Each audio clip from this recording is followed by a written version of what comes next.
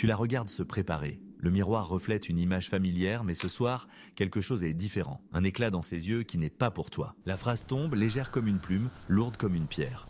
Je sors avec les filles ce soir. C'est une phrase que tu as entendue 100 fois. Mais ce soir, elle résonne différemment. Elle sonne comme le début d'une fin. Un prologue que tu n'as pas la permission de lire. Elle part. Le silence qu'elle laisse derrière elle n'est pas vide. Il est plein de questions. Plein de doutes qui rampent sur les murs comme des insectes d'ombre. Tu envoies un message, amusez-vous bien. Une formalité, une tentative de te rassurer que tout est normal, mais tu sais que ça ne l'est pas. Les heures passent. Chaque tic-tac de l'horloge est un coup de marteau sur ton anxiété. Tu imagines la scène, les rires, les verres qui trinquent et les conversations. Surtout, les conversations. Tu es le sujet.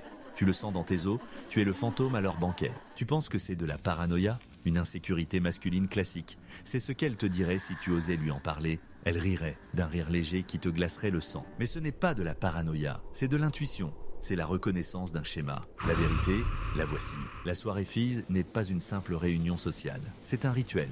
Un mécanisme psychologique d'une précision chirurgicale. C'est une audience de validation. Ce n'est pas un exutoire, c'est un tribunal. Une cour informelle où ton dossier est ouvert, disséqué, et où le verdict est rendu sans que tu puisses te défendre. Elle ne va pas là-bas pour se plaindre de toi, pas seulement. Elle y va pour obtenir une permission, la permission sociale de te quitter. L'être humain est une créature sociale.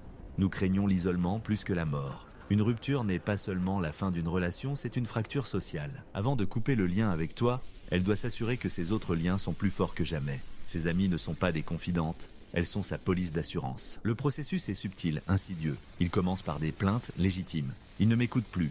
On ne fait plus rien ensemble. Je me sens seul. Chaque plainte est un test.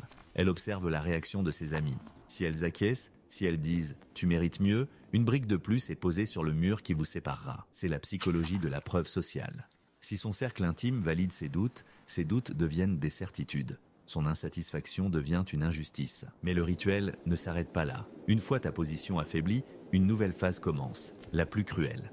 La phase de validation du remplacement. Un nouveau nom entre dans la conversation. Julien, mon collègue, Thomas, le gars de la salle de sport, il est présenté comme une anecdote, un personnage secondaire inoffensif. Elle raconte une de ses blagues. Elle mentionne un service qu'il lui a rendu. Elle teste les os, elle ne demande pas « que pensez-vous de lui ?» mais plutôt « n'est-ce pas que c'est gentil, /drôle, /intelligent ?» La question n'est pas une question, c'est une instruction. Elle guide leur opinion, elle leur vend le personnage avant même qu'ils ne le rencontrent. C'est du marketing émotionnel. Si ses amis valident le nouveau, elle ne valide pas seulement un homme, elle valide la rupture. Elle lui donne l'absolution avant même qu'elle n'ait commis le péché. Elles deviennent complices, elles sont maintenant investies dans sa nouvelle vie. Te quitter n'est plus sa seule décision, c'est leur projet commun. Laisse-moi te raconter l'histoire de Marc. Marc était comme toi, confiant, amoureux, aveugle. Sa petite amie, Chloé, avait ses soirées filles tous les jeudis. C'était sacré. Marc n'y voyait rien de mal, il trouvait ça sain. Au début, les amis de Chloé l'adoraient, leurs sourires étaient larges, leurs accolades sincères. Il faisait partie du cercle. Puis, il a commencé à remarquer des changements. Un silence quand il entrait dans la pièce. Des regards qui se détournaient un peu trop vite.